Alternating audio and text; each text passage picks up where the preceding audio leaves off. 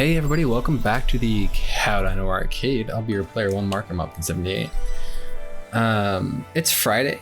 It's been a busy week, but today I wanted to talk about ambivalence. Now, real quick, if you've been following, we're playing Alto's Adventure, and I got a very small, inexpensive capture card that works for my camera, so I can record longer form videos. It also works on my Switch, so this is just more of experimentation than anything. It's like a 0.4 second delay, but it's bearable. So anyway, this past week has been a bit of a grind, to say the least. Now, for some context, I am a computer science student and a linguistics student.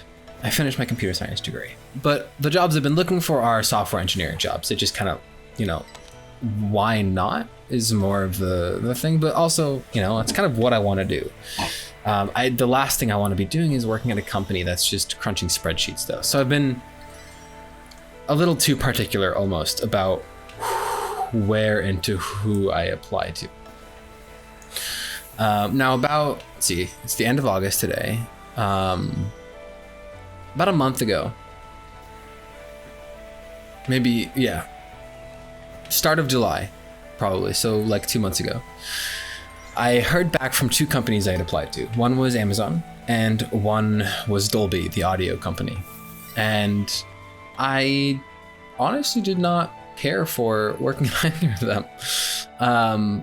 Dolby would have been really cool, don't get me wrong, but that position was way out of my league. I didn't even expect to get my foot in the door.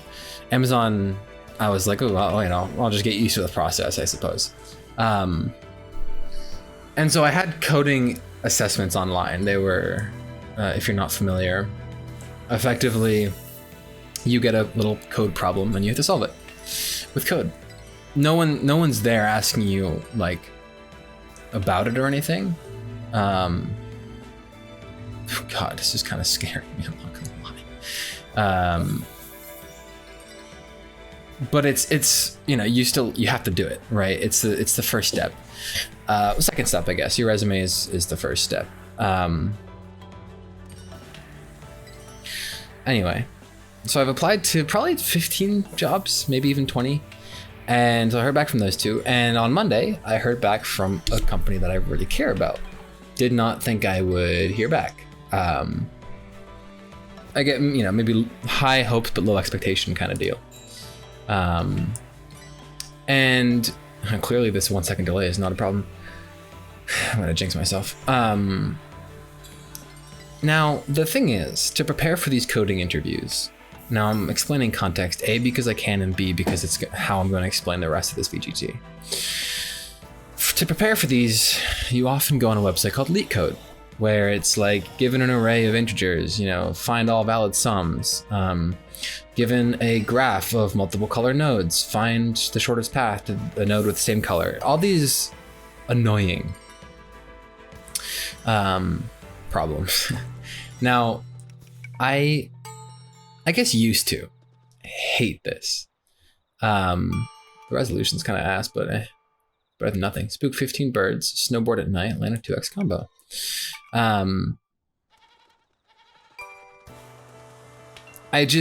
It really bugged me that the wall to get into a job was these things you never use. I'm never going to reverse a binary tree if I'm, working on website front-end development.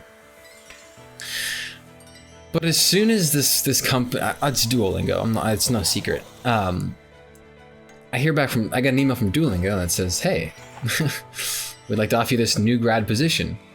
I was like, I gotta prepare for this. And so I put in a ton of time in my week to prepare. And if you're on the Discord, I posted my schedule, I think. And I have successfully sat down for each of those hour to 1.5 hour blocks, maybe even 2 hours, one of them was, I think, and sat down on LeetCode and grinded it and was reading. I won't say I read an entire book, but I finished reading, to what I consider finished, this book called About These Coding Interviews. And the reason why this is what I want to talk about today is simply because it shows what I'm capable of if I really want something. Now I think the timing was good because even though the semester isn't starting until like later on Thursday, I'm realizing, I really need a job. And also, I can't be picky, right? But this is good timing because there's all this like positive stress almost, like, ooh, I gotta find a job. Let's, do these applications. Now I should have started preparing for this 3 months ago, at least. When those Amazon and Dolby interviews happened, I should have been like, all right, let's, get a daily habit in or every other day. So I still feel as though I'm vastly underprepared, but I already feel so much more prepared than I, do. It's been a while since I've done algorithm stuff, but the main thing I want to talk about, the main thing is not, oh, wow, Mark wants this job, so he sat down and studied. Wow, good job, Mark. Ironically, of course. The main thing is that I've completely changed my entire attitude towards leak coding. I wouldn't say I find it fun. There you go. A nice warm up because I'm taking my interview later today. It's due tomorrow at 2 p.m. But I'm doing it today. I wouldn't say it's fun, but I don't find it unbearable. I sit down and I'm getting into the problem solving. Okay, given this, this file path, how can I put it into this format? Well, one way I could do is just, turn into a string and parse a string. Oh, but there's a better way. Using these strategies in the book that I, read, it's putting them all together. And so I feel like I could walk into this assessment with strategies under my belt, and I might not get the optimal runtime, but not only do I feel like I can get some answer, my code will at least compile, but I feel like if I have to do a speaking interview, hopefully when, after this first one, I can explain my thoughts thoroughly, but also I don't feel utter dread to sit down to do this thing I once found super annoying. And this is kind of, this was one of those weeks where I haven't really sat down to record a VGT. And so as I'm thinking about this topic, how can I generalize this? I realized that it's been a very long time since I've really wanted something. And I feel like I've said this in a video game therapy before. So maybe this year's on a grind. I just got a moment of deja vu. Maybe it hasn't been a long time, but it's rare. Maybe I'll put it that way. And so, I hear back from Amazon, I'm like, okay, whatever. If I do well, I do well. If I don't, I don't. Never heard back from Dolby, but one of my questions, the code didn't compile, so I'm not surprised. But this Duolingo job, I don't know. I sat down and I prepared for it, and I changed my outlook on something totally. It's, in a way, it's a necessary evil, and I put aside my opinions and my biases to really say, you know what, these coding interviews, do make sense. People just want to see that you can code. So my opinion as of now is, for an initial assessment, it used to be like, ugh, I want to apply to it, and this is no exaggeration, but 2 weeks ago, if you had asked me, I've been like, I want to apply to jobs that don't have this initial interview. I love when jobs are like, here's a take-home assignment, which is, you have a week to complete the following or whatever.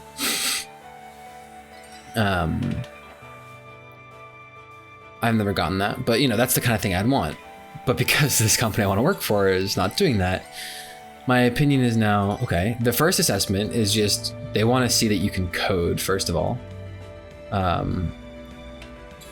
And then, if and when you make it beyond that point, then you can explain your solutions. And if there's not such a strict timer, seeing as it's not a digitized thing,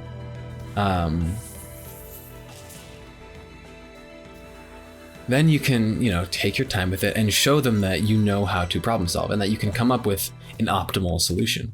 Oh, just whacked me in the head.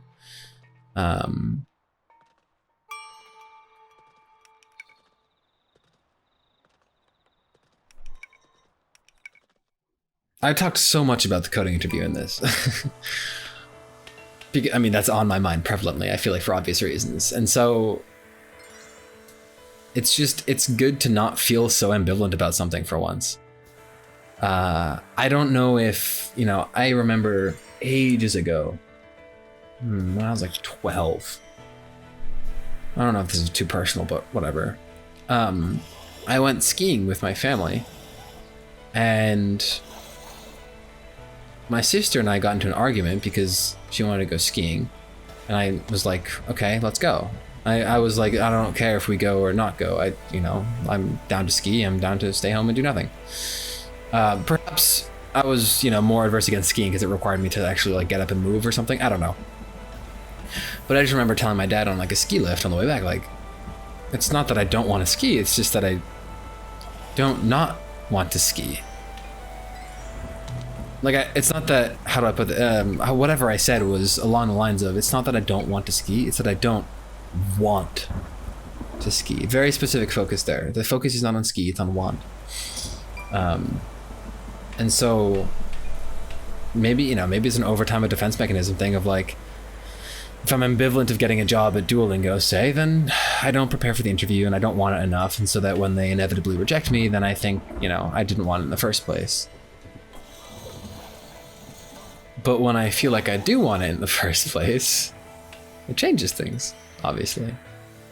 And so being able to, I guess, choose what we care about would be the most straightforward way of putting this. Choosing what we care about is just super important. If you care about everything, say yes to everything that comes along and work yourself into the ground to do everything, then you're gonna play yourself. But if you go in the opposite direction, which is probably what I've done, ride the wave a little too freely, you might have the opposite of, I don't care enough to try for this, so rip that deer, dude. Or the, whatever they're called, alpacas.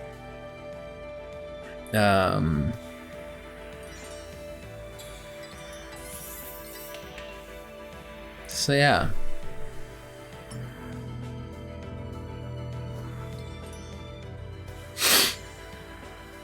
I don't really know where else I wanted to go with that, but if I don't do well in this Duolingo interview, I think I'll at least get code to compile and pass some test cases. That's my goal. I can't really expect myself to get the perfect solutions if I've only been preparing for a week for this. And to be fair, it's not like this is the first time I've seen this stuff. I'm fortunate that I remember a lot of this, data structures and algorithms. But if I do, if they don't follow up, or if they say, sorry, we've decided not to go through with your application past this point, or whatever the default wording is, then you know what? I will have to accept that. And when I continue to apply for jobs, at least this opportunity told me this thing is super important. It quite literally 180 changed my entire point of view on something. 180%. Now, I'm not going to try and, it wasn't the one thing alone. It was just good timing on a lot of, wow, I went over all of that's a first. But yeah. So don't be too ambivalent in this world.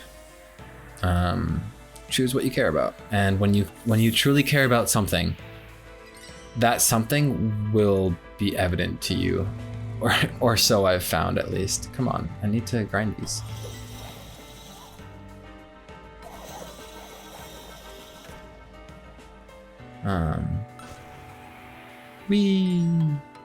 Just wait until I finish this run, pretty much.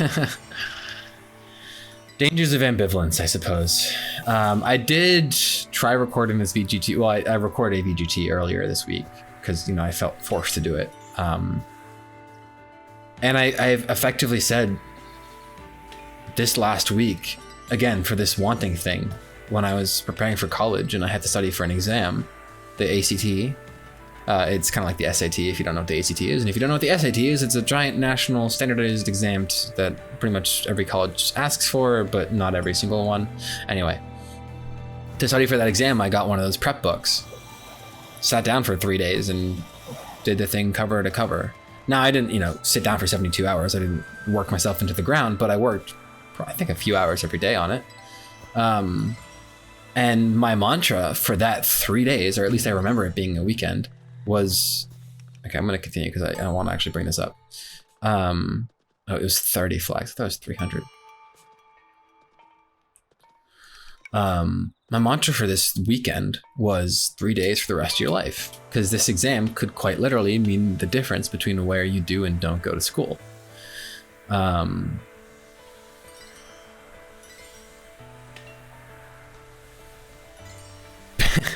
And I hadn't, I had in the time after that, my freshman year, for example, like I had tried thinking about that, oh, this class is going to really be important in a year or 2 years or whatever, but it never felt strong. But this week, preparing for this Duolingo coding thing was, again, 1 week for the rest of your life. Because what I realized is that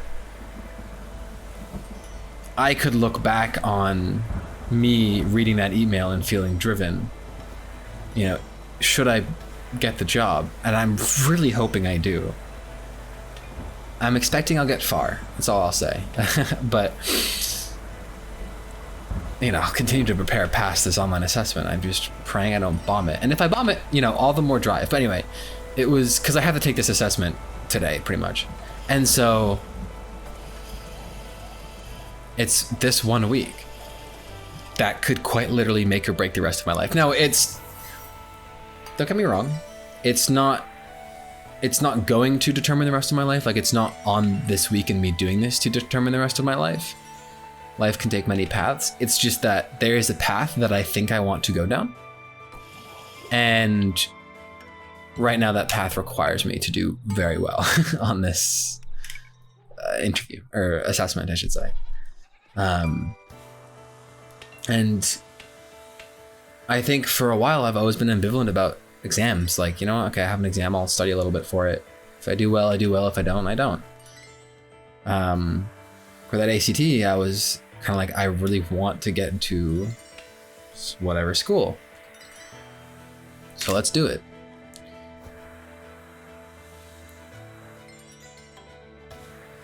And now I want so-and-so job. I was interviewing for a Minecraft server job 2 weeks ago. Made it through 5 interviews. They eventually rejected me, and I'm not gonna lie, I'm a little salty about it. They never told me why. I tried asking, but I never really got an answer. Because I felt like my background was perfect for that. And I realized it would be cool to work there, but I don't think that's really what I wanted. So that was a cool realization to come to. But there was a difference between that, in which I felt like a shoo-in almost, which is kind of like I felt like an easy pick. Someone better came along, clearly.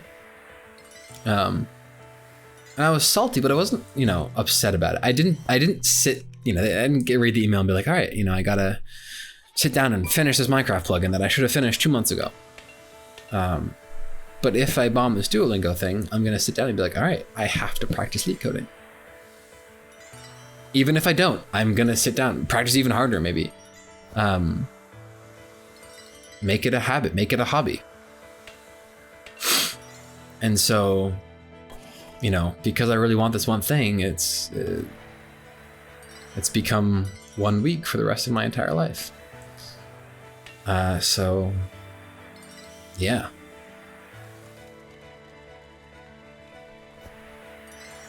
I'm kind of glad I got to talk about that. I've been really stressed this week. Probably a little bit because of this, at least a little bit because of this. Just a lot going on. My classes officially start Thursday. And I want to make Cowdino a 3-video week thing consistently. So I also get to decide my schedule today. Fun. But really, I'm gonna sit down right after this, leak code for, maybe do 1 problem, maybe 2, a little mental warm up, if you will. and freaking, what's the word? Crush that Duolingo assessment. I hear it's pretty hard, I'm not gonna lie. Although it is a new grad thing, I don't know. Gotta review my graph theory. Now I'm just talking about it because I'm waiting until I die for real now. So if you're here, you know, feel free to dip off, go away, have fun. Or you can hear me rant even more.